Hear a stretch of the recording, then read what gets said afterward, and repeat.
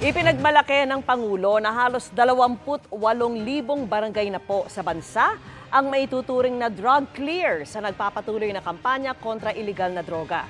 Libo-libo na rin ang mga naaresto, kabilang ang halos 200 pulis. At nakatutok si Ivan Mayrina. Hindi man kasing igting at kasing ingay ng kampanya ng nakaraang administrasyon kontra iligal na droga. Patuloy daw ang Administrasyong Marcos sa pagsugpo sa problemang ito. Sa isang video sa kanyang social media pages, idinitalya ni Pangulong Bongbong Marcos ang report card ng kanyang administrasyon sa nakalipas sa 1.5 taon niya bilang Pangulo. Sa ulat daw ng PNP, nasa 10.4 billion pesos ang halaga ng nakumpiskang iligal na droga noong nakaraang taon. Dahil dito halos 28,000 barangay sa bansa ang idineklara ng drug cleared.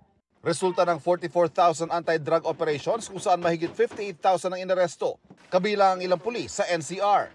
177 police officers have been charged with drug-related offenses, including the planting of evidence, unlawful arrest, and excessive violence dito pa lang sa NCR. Pero sa tinawag niyang recalibrated anti-drug strategy, hindi nakatuon sa bilang ng anti-drug operations at napatay sa mga ito, kundi ang bilang ng mga natulungang hindi na bumalik sa masamang bisyo at mga napatayong rehabilitation centers at mga itinatag na anti-drug abuse council ng mga lokal na pamahalaan. Siyempre, lagi rin natin tinitignan yung rehab, yung prevention, na hindi na pumasok yung mga kababayan natin sa masasamang ugali tungkol sa drugs. At kung sino man ang nasubo na, ay bibigyan natin ng tulong sa pamamagitan ng mga rehabilitation center.